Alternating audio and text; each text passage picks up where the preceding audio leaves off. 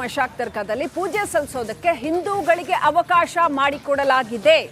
ಸುಮಾರು 15 ಜನ ಹಿಂದೂಗಳಿಗೆ ಅಲ್ಲಿ ಪೂಜೆ ಸಲ್ಲಿಸೋದಕ್ಕೆ ಅವಕಾಶವನ್ನ ಕೋರ್ಟ್ ಮಾಡಿಕೊಟ್ಟಿದೆ. ಹೈಕೋರ್ಟ್ ಮಾಡಿಕೊಟ್ಟಿರ್ತಕ್ಕಂಥದ್ದು ಶಿವಲಿಂಗಕ್ಕೆ ಪೂಜೆ ಸಲ್ಲಿಸೋದಕ್ಕೆ. ಶಿವರಾತ್ರಿ ಹತ್ರ ಬರ್ತಾ ಇದೆ. ಶಿವರಾತ್ರಿಯ ದಿನ ಹಿಂದೂಗಳಿಗೂ ಕೂಡ ಅಲ್ಲಿ ಪೂಜೆ ಸಲ್ಲಿಸೋದಕ್ಕೆ ಅವಕಾಶ ಮಾಡಿಕೊಡಲಾಗಿದೆ. ಹೈಕೋರ್ಟ್ನ ಕಲಬುರಗಿ ಪೀಠ ಈ ಮಹತ್ವದ ಆದೇಶವನ್ನು ಹೊರಡಿಸಿದೆ. ಹಿಂದೆ ಆಂದೋಲ ಸಿದ್ಧಲಿಂಗ ಸ್ವಾಮೀಜಿ ಸೇರಿ ಅನೇಕರು ಅಲ್ಲಿ ಹಿಂದೂಗಳಿಗೆ ಅಲ್ಲಿ ಶಿವಲಿಂಗ ಇರೋದ್ರಿಂದ ಹಿಂದೂಗಳಿಗೆ ಪೂಜೆ ಸಲ್ಲಿಸೋದಕ್ಕೆ ಅವಕಾಶ ಬೇಕು ಅಂತ ಅರ್ಜಿ ಸಲ್ಲಿಸಿದ್ರು. ಇದೀಗ ಆಂದೋಲ ಶ್ರೀ ಸೇರಿದ ಹಾಗೆ ಇನ್ನು 15 ಜನಕ್ಕೆ ಅಲ್ಲಿ ಪೂಜೆ ಮಾಡೋದಕ್ಕೆ ಅವಕಾಶ ಕಲ್ಪಿಸಿಕೊಡಲಾಗಿದೆ.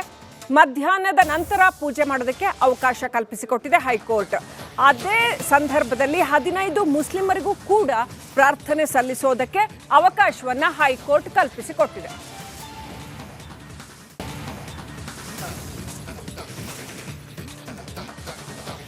ಲಾಡ್ಲೆ ಮಶಾಕ್ ದರ್ಗಾದ ಒಳಗಡೆ ಶಿವಲಿಂಗ ಇದೆ ಅನ್ನುವಂಥ ಒಂದು ಮಾಹಿತಿಯ ಹಿನ್ನೆಲೆಯಲ್ಲಿ ಅಲ್ಲಿ ಆಂದೋಲ ಸಿದ್ಧಲಿಂಗ ಸ್ವಾಮೀಜಿ ಸೇರಿ ಅನೇಕರು ಪೂಜೆಗೆ ಅವಕಾಶವನ್ನ ಕಲ್ಪಿಸಿಕೊಡ್ಬೇಕು ಅಂತ ಕೋರ್ಟ್ ಮೆಟ್ಟಿಲೇರಿದ್ರು. ಈ ಸಂದರ್ಭದಲ್ಲಿ ಈಗ ಶಿವರಾತ್ರಿ ಕೂಡ ಹತ್ರ ಬಂದಿರೋದ್ರಿಂದ ಸಿದ್ಧಲಿಂಗ ಸ್ವಾಮೀಜಿ ಸೇರಿ 15 ಜನರಿಗೆ ಅವಕಾಶ ಕಲ್ಪಿಸಿಕೊಡಲಾಗಿದೆ. ಇನ್ನಷ್ಟು ಅಪ್ಡೇಟ್ ಪಡ್ಕೊಳ್ಳೋಣ. ನಮ್ಮ ಕಲಬುರಗಿಯಿಂದ ನಮ್ಮ ಪ್ರತಿನಿಧಿ ಓಂ ಪ್ರಕಾಶ್ ನೇರ ಸಂಪರ್ಕದಲ್ಲಿದ್ದಾರೆ. ಓಂ ಪ್ರಕಾಶ್, ಹೈಕೋರ್ಟ್ ಆರ್ಡರ್ ಅಲ್ಲಿ ಏನೇನು ಡೀಟೇಲ್ಸ್ ಇದೆ?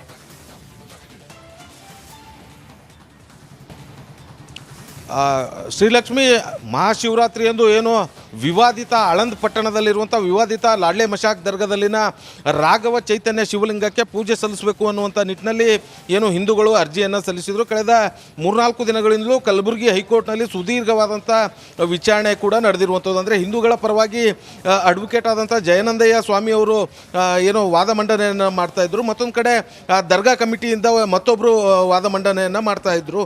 ಸೊ ವಕ್ಫ್ ಬೋರ್ಡ್ ಕಮಿಟಿಯಿಂದಲೂ ಕೂಡ ಏನು ಆವತ್ತೇ ಆ ಒಂದು ಪೂಜೆಗೆ ಸಲ್ಲಿಸೋ ಸಂಬಂಧಪಟ್ಟಂತೆ ಜೊತೆಗೆ ರಥಯಾತ್ರೆಗೆ ಸಂಬಂಧಪಟ್ಟಂತೆ ಒಂದಷ್ಟು ಅಪೀಲ್ಗಳನ್ನು ಕೂಡ ಹೋಗಿದ್ದರು. ಈಗಾಗಲೇ ಮಾರ್ಚ್ 1ರಿಂದ 7ನೇ ತಾರೀಕುವರೆಗೂ ಆಳಂದ ಪಟ್ಟಣದಾದ್ಯಂತ ರಥಯಾತ್ರೆಯನ್ನು ನಡೆಸಬೇಕು ಅನ್ನುವಂಥ ನಿಟ್ಟಿನಲ್ಲಿ ಕೋರ್ಟ್ ಆದೇಶ ನೀಡಿತ್ತು. ಅದಕ್ಕೆ ವಕ್ಫ್ ಬೋರ್ಡ್ ಮತ್ತು ಅಪೀಲ್ ಹೋಗಿರುವಂಥ ಹಿನ್ನೆಲೆಯಲ್ಲಿ ಆ ಆದೇಶವನ್ನು ಹೈಕೋರ್ಟ್ ಯಥಾರೀತಿಯಾಗಿ ಮುಂದುವರಿಸಿರುವಂಥದ್ದು. ಅಂದರೆ ರಥಯಾತ್ರೆಯನ್ನು ಕಂಟಿನ್ಯೂ ಮಾಡಬೇಕು ಅನ್ನುವಂಥ ನಿಟ್ಟಿನಲ್ಲಿ ಸೂಚನೆಯನ್ನು ನೀಡಿತ್ತು. ಅದಾದ ಬಳಿಕ ಮಹಾಶಿವರಾತ್ರಿಯಂದು ಏನು ರಾಘವ ಚೈತನ್ಯ ಶಿವಲಿಂಗ ಮೂರ್ತಿ ಏನಿದೆ ಅಲ್ಲಿ ಶಿವರಾತ್ರಿಯಂದು ಹಿಂದೂಗಳು ಪೂಜೆ ಸಲ್ಲಿಸಬೇಕು ಅನ್ನುವಂಥ ನಿಟ್ಟಿನಲ್ಲಿ ಅರ್ಜಿಯನ್ನು ಸಲ್ಲಿಸಿದರು.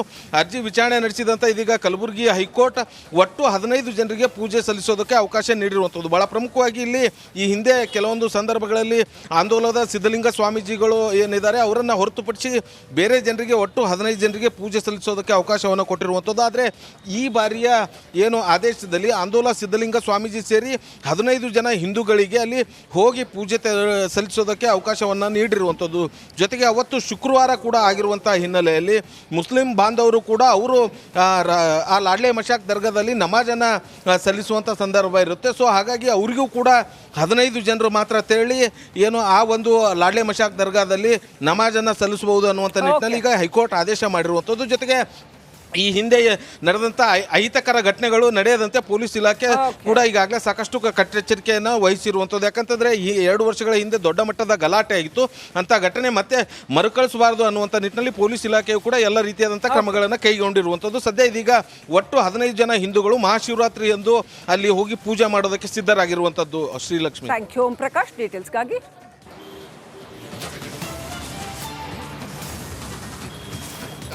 ರಾಮೇಶ್ವರ ಕೆಫೆ ಬಾಂಬ್ ಬ್ಲಾಸ್ಟ್ನಿಂದ ಇಡೀ ರಾಜ್ಯ ಬೆಚ್ಚಿ ಬಿದ್ದಿದೆ.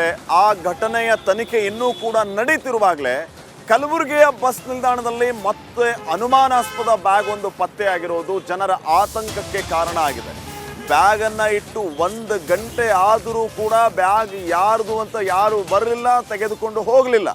ಇದೇ ವಿಚಾರ ಆತಂಕಕ್ಕೆ ಕಾರಣ ಆಗಿತ್ತು. ಎಲ್ಲಿ ಈ ಬ್ಯಾಗಲ್ಲೂ ಬಾಂಬ್ ಇದೆಯೋ ಏನು ಕಥೆನೋ ಅನ್ನುವಂತಹ ಭಯ ಬಸ್ ನಿಲ್ದಾಣದ ಜನರಲ್ಲಿ ಆವರಿಸಿತ್ತು. ಸದ್ಯಕ್ಕೆ ಪೊಲೀಸರು ಸ್ಥಳಕ್ಕೆ ದೌಡಾಯಿಸಿದ್ರು, ಬ್ಯಾಗನ್ನು ಚೆಕ್ ಮಾಡಿದ್ರು. ಬ್ಯಾಗಲ್ಲಿ ಯಾವುದೇ ರೀತಿಯ ಸ್ಫೋಟಕ ವಸ್ತುಗಳು ಪತ್ತೆ ಆಗಲಿಲ್ಲ. ಇದರಿಂದ ಜನ ನೆಮ್ಮದಿಯ ನಿಟ್ಟುಸಿರನ್ನು ಬಿಟ್ಟಿದ್ದಾರೆ. ಆದರೆ ಒಂದು ಪ್ರಶ್ನೆ ನಮ್ಮನ್ನು ಕಾಡೋದೇನಂತಂದರೆ, ಭದ್ರತೆ ಎಷ್ಟರ ಮಟ್ಟಿಗೆ ಇದೆ ಜನನಿಬಿಡ ಪ್ರದೇಶಗಳಲ್ಲಿ? ಯಾವನೋ ಒಬ್ಬ ಬರ್ತಾನೆ, ಗಂಟೆಗಟ್ಟಲೆ ಬ್ಯಾಗ್ ಇಡ್ತಾನೆ, ಅದಕ್ಕೆ ವಾರಸ್ದಾರ್ ಯಾರು ಇರೋದಿಲ್ಲ. ಆದಾಗ್ಯೂ ಕೂಡ ಬ್ಯಾಗ್ ಅಲ್ಲೇ ಇರುತ್ತೆ. ಒಬ್ಬರಿಗೂ ಇದ್ರ ಬಗ್ಗೆ ಡೌಟ್ ಬರೋದಿಲ್ಲ. ಸಂಬಂಧಪಟ್ಟ ಭದ್ರತಾ ಪಡೆಯವರು ಅದನ್ನು ಗಮನಿಸೋದಿಲ್ಲ. ಏನಾದರೂ ಬ್ಲಾಸ್ಟ್ ಆಗಿ ಹೆಚ್ಚು ಕಡಿಮೆ ಆದರೆ ಯಾರು ಹೊಣೆ? ಆಮೇಲೆ ಶ್ವಾನದಳ ಬಂತು, NSC ಕಮಾಂಡೋ ಬಂತು, ಬಾಂಬ್ ನಿಷ್ಕ್ರಿಯ ದಳ ಬಂತು. ಬಾಂಬ್ ಬ್ಲಾಸ್ಟ್ ಆದಮೇಲೆ ನೀವು ಬಂದು ಏನು ಪ್ರಯೋಜನ? ಮೊದಲು ಯಾಕೆ ಪ್ರಯೋಜನ ತೆಗೆದುಕೊಳ್ಳೋದಿಲ್ಲ, ಏನು ಇನ್ವೆಸ್ಟಿಗೇಟ್ ಮಾಡೋದಿಲ್ಲ ಅನ್ನೋದು ಸದ್ಯಕ್ಕಿನ ಪ್ರಶ್ನೆ. ಈ ಬಗ್ಗೆ ಇನ್ನಷ್ಟು ಮಾಹಿತಿಯನ್ನು ನೀಡ್ತಾರೆ ಪ್ರತಿನಿಧಿ ಓಂ ಪ್ರಕಾಶ್. ಈಗ ನೇರ ಸಂಪರ್ಕದಲ್ಲಿ ಜಾಯ್ನ್ ಆಗ್ತದೆ. ಓಂ ಪ್ರಕಾಶ್, ಒಂದು ಪ್ರಶ್ನೆಯನ್ನು ನಾನು ಕೇಳೋದಕ್ಕೆ ಬಯಸ್ತೀನಿ. ಯಾವಾಗಲೂ ನಮ್ಮನ್ನು ಕಾಡುವಂತಹ ಪ್ರಶ್ನೆ ಮತ್ತು ಬೇಸರ ಇದೆ. ಬ್ಲಾಸ್ಟ್ ಆದಮೇಲೆ ಇಲಾಖೆಯವರು ಸಂಬಂಧಪಟ್ಟವರು ಎಚ್ಚೆತ್ಕೊಳ್ಳೋದು. ಈಗ ಕಲಬುರಗಿಯ ಬಸ್ ನಿಲ್ದಾಣದ ಉದಾಹರಣೆಯನ್ನು ತೆಗೆದುಕೊಂಡ್ರೆ, ಯಾವನೋ ಒಬ್ಬ ಬರ್ತಾನೆ, ಬ್ಯಾಗನ್ನು ಇಡ್ತಾನೆ, 1 ಗಂಟೆ ಯಾರು ಅದ್ರ ಬಗ್ಗೆ ತಲೆನೇ ಕೆಡಿಸ್ಕೊಳ್ಳೋದಿಲ್ಲ. ಹೇಗೋ ಅದನ್ನು ಪತ್ತೆ ಹಚ್ಚಿ ತದನಂತರ ಇನ್ವೆಸ್ಟಿಗೇಟ್ ಮಾಡ್ತಾರೆ. ಮೊದಲೇನು ಮಾಡ್ತಿರ್ತಾರೆ ಇವರು? ಯಾಕೆ ಈ ಬಗ್ಗೆ ನಿಗಾ ವಹಿಸೋದಿಲ್ಲ? ಜನನಿಬಿಡ ಪ್ರದೇಶದಲ್ಲಿ ಭದ್ರತೆಯವರು ಎಷ್ಟು ಎಚ್ಚೆತ್ಕೊಂಡಿದ್ದಾರೆ ಅನ್ನೋದೇ ನನ್ನ ಪ್ರಶ್ನೆ.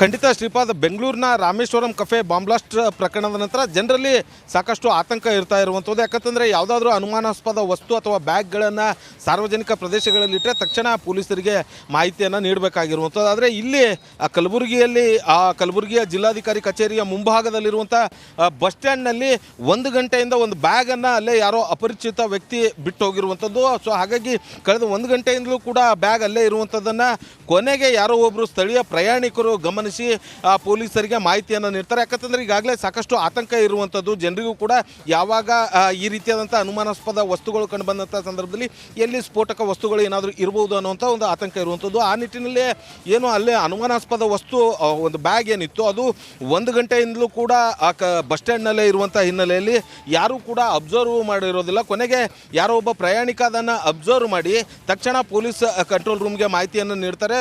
ತಕ್ಷಣ ಏನು ಸಂಬಂಧಪಟ್ಟಂಥ ಪೊಲೀಸ್ ಅಧಿಕಾರಿಗಳು ಎಲ್ಲರೂ ಹಿರಿಯ ಅಧಿಕಾರಿಗಳು ಕೂಡ ಆ ಒಂದು ಬಸ್ ಸ್ಟ್ಯಾಂಡ್ಗೆ ಬಂದು ಬ್ಯಾಗನ್ನು ಕೂಡ ಪರಿಶೀಲನೆಯನ್ನು ನಡೆಸೋದಕ್ಕೆ ಮುಂದಾಗ್ತಾರೆ. ಬಾಂಬ್ ಸ್ಕ್ವಾಡ್ ಸೇರಿದಂತೆ ಬೇರೆ ಬೇರೆ ಅಧಿಕಾರಿಗಳು ಎಕ್ಸ್ಪರ್ಟ್ಸ್ ಬಂದು ಆ ಬ್ಯಾಗನ್ನು ಕೂಡ ಪರಿಶೀಲನೆಯನ್ನು ಮಾಡ್ತಾರೆ. ಪರಿಶೀಲನೆ ಸಂದರ್ಭದಲ್ಲಿ ಬ್ಯಾಗಲ್ಲಿ ಏನು ಇಲ್ಲದೆ ಇರುವಂಥದ್ದು ಕೂಡ ಕಂಡು ಬಂದಿರುವಂಥದ್ದು. ಆದರೆ ಸದ್ಯಕ್ಕೆ ಆ ಬ್ಯಾಗ್ ಯಾರು ಇಟ್ಟಿದ್ದಾರೆ ಅನ್ನೋದ್ರ ಬಗ್ಗೆ ಕೂಡ ಇನ್ನೂ ಪತ್ತೆ ಹಚ್ಚೋದಕ್ಕೆ ಮುಂದಾಗಿರುವಂಥದ್ದು. ಆ ಬ್ಯಾಗ್ನಲ್ಲಿ ಯಾವುದೇ ರೀತಿಯಾದಂಥ ಸ್ಫೋಟಕ ವಸ್ತು ಆಗಲಿ ಅಥವಾ ಬೇರೆ ಏನೂ ಇಲ್ಲದೆ ಇರುವಂಥದ್ದು ಇದೀಗ ಪೊಲೀಸರಿಗೆ ಸಿಕ್ಕಂಥ ಹಿನ್ನೆಲೆಯಲ್ಲಿ ಆ ಬ್ಯಾಗನ್ನು ಪೊಲೀಸರು ತೆಗೆದುಕೊಂಡು ಹೋಗಿರುವಂಥದ್ದು. ಇನ್ನು ಆ ಬ್ಯಾಗ್ ಯಾರು ತಂದಿಟ್ಟಿದ್ರು, ಯಾಕೆ ತಂದಿಟ್ಟಿದ್ರು ಅನ್ನೋದ್ರ ಬಗ್ಗೆ ಕೂಡ ಇದೀಗ ಪೊಲೀಸ್ ಅಧಿಕಾರಿಗಳು ತನಿಖೆಯನ್ನು ನಡೆಸೋದಕ್ಕೆ ಮುಂದಾಗಿರುವಂಥದ್ದು. ಭಾಳ ಪ್ರಮುಖವಾಗಿ ಬೆಂಗಳೂರಿನ ಏನು ರಾಮೇಶ್ವರಂ ಕಫೆಯಲ್ಲಿ ಬ್ಲಾಸ್ಟ್ ಆದ ನಂತರ ಏನು ಜನರು ಎಚ್ಚೆತ್ಕೊಳ್ಬೇಕಾಗುತ್ತೆ ಅಂದರೆ ಈ ರೀತಿಯಾಗಿ ಸಾರ್ವಜನಿಕ ಪ್ರದೇಶಗಳಲ್ಲಿ, ಜನನಿಬಿಡ ಪ್ರದೇಶಗಳಲ್ಲಿ ಯಾವುದೋ ಒಂದು ಅನುಮಾನಾಸ್ಪದ ವಸ್ತು ಅಥವಾ ಬೇರೆ ಬ್ಯಾಗ್ ಈ ರೀತಿಯಾಗಿ ಇಟ್ಟಂತ ಸಂದರ್ಭ.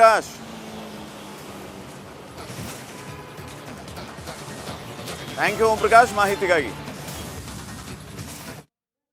ಇಲ್ಲೊಂದು ಕೊಲೆ ನಡೆದು 3 ತಿಂಗಳಾಗಿದೆ, ಇನ್ನೂ ಕೂಡ ಆರೋಪಿ ಪತ್ತೆನೇ ಆಗಿಲ್ಲ. ಹಾಗಾದ್ರೆ ಪೊಲೀಸರು ಈ ಆರೋಪಿಯನ್ನು ಹಿಡಿಯೋದಕ್ಕೆ ಯಾಕೆ ಮೀನಾಮೇಷ ಎಣಿಸ್ತಾ ಇದ್ದಾರೆ? ಆ ಕುಟುಂಬಸ್ಥರು ಏನ್ ಹೇಳ್ತಾರೆ? ಏನದು ಸ್ಟೋರಿ? 1 ಮಿನಿಟ್ ರಿಪೋರ್ಟ್ ಇಲ್ಲಿದೆ. ಕೊಲೆ ನಡೆದು 3 ತಿಂಗಳ ಕಳೆದರೂ ಇದುವರೆಗೂ ಕೂಡ ಕೊಲೆ ಆರೋಪಿಗಳನ್ನು ಪತ್ತೆ ಮಾಡುವಲ್ಲಿ ಕೊಪ್ಪಳ ಜಿಲ್ಲಾ ಪೊಲೀಸರು ಒಂದು ಹಿಂದೇಟನ್ನು ಹಾಕ್ತಾ ಇದ್ದಾರೆ ಅನ್ನುವಂಥ ಅನುಮಾನವನ್ನು ಏನಂದರೆ ಕೊಲೆಯಾದಂತಹ ವ್ಯಕ್ತಿಯ ಕುಟುಂಬಸ್ಥರು ಈಗ ಒಂದು ಆರೋಪವನ್ನು ಮಾಡ್ತಾ ಇದ್ದಾರೆ. ಸದ್ಯ ಏನಂದರೆ ಕೊಪ್ಪಳ ಜಿಲ್ಲೆ ಯಲಬುರ್ಗಾ ತಾಲೂಕಿನ ಏನು ವಟಪರ್ವಿ ಗ್ರಾಮದಲ್ಲಿ ಏನಂದರೆ 3 ತಿಂಗಳ ಹಿಂದೆ ಒಂದು ಪ್ರಭುರಾಜ್ ಅನ್ನುವಂಥ ಒಬ್ಬ ವ್ಯಕ್ತಿಯನ್ನು ಒಂದು ಕೊಲೆಯನ್ನು ಮಾಡಿತ್ತು. ಅನುಮಾನಾಸ್ಪದವಾಗಿ ಒಂದು ಶವ ಪತ್ತೆಯಾಗಿತ್ತು. ಈ ಒಂದು ಶವ ಪತ್ತೆಯಾದಂಥ ಸಂದರ್ಭದಲ್ಲಿ ಕುಟುಂಬಸ್ಥರು ಇದು ಕೊಲೆ ಅನ್ನುವಂಥ ಒಂದು ಅನುಮಾನವನ್ನು ವ್ಯಕ್ತಪಡಿಸಿ ಒಂದು ದೂರನ್ನು ದಾಖಲಿಸಿದ್ರು. ಆದರೆ ಇದುವರೆಗೂ 3 ತಿಂಗಳ ಕೂಡ ಇದುವರೆಗೂ ಕೂಡ ಕೊಲೆ ಆರೋಪಿಗಳನ್ನು ಪತ್ತೆ ಮಾಡುವಲ್ಲಿ ಕೊಪ್ಪಳ ಜಿಲ್ಲಾ ಪೊಲೀಸರು ಒಂದು ಹಿಂದೇಟನ್ನು ಹಾಕ್ತಾ ಇದ್ದಾರೆ. ಹೀಗಾಗಿ ಏನಂದರೆ ಕುಟುಂಬಸ್ಥರು ಒಂದು ಸಾಕಷ್ಟು ಅನುಮಾನವನ್ನು ವ್ಯಕ್ತಪಡಿಸ್ತಾ ಇದ್ದಾರೆ. ಈ ಕೊಲೆಗೆ ಏನು ಸಾಕಷ್ಟು ಒಂದು ಅನುಮಾನಗಳನ್ನು ಕುಟುಂಬಸ್ಥರೇ ಏನು ಪೊಲೀಸರಿಗೆ ಹೇಳಿದ್ರು ಕೂಡ ಇದುವರೆಗೂ ಆರೋಪಿಗಳನ್ನು ಬಂಧಿಸುವಂಥದ್ದಾಗಲಿ ಅಥವಾ ವಿಚಾರಣೆಯನ್ನು ನಡೆಸುವಂಥ ಕೆಲಸ ಆಗ್ತಾ ಇಲ್ಲ. 3 ತಿಂಗಳ ಕಳೆದರೂ ಕೂಡ ಇದುವರೆಗೂ ಕೇವಲ ಅಂದರೆ ಪೊಲೀಸ್ ಅಧಿಕಾರಿಗಳು ಒಂದು ಕಾಲಹರಣವನ್ನು ಮಾಡುವಂಥ ಪರಿಸ್ಥಿತಿ ಇಲ್ಲಿ ನಿರ್ಮಾಣವಾಗಿದೆ. ಸದ್ಯ ಕೂಡಲೇ ಏನಂದರೆ ಕೊಪ್ಪಳ ಜಿಲ್ಲಾ ಪೊಲೀಸರು ಎಚ್ಚೆತ್ತುಕೊಂಡು ಈ ಪ್ರಕರಣದ ಕೊಲೆ ಆರೋಪಿಗಳನ್ನು ಕೂಡಲೇ ಬಂಧಿಸಬೇಕು ಅನ್ನುವಂಥ ಒಂದು ಆಗ್ರಹವನ್ನು ಕೂಡ ಇಲ್ಲಿ ಮಾಡ್ತಾ ಇದ್ದಾರೆ ಅಂತ ಹೇಳ್ಬೋದು.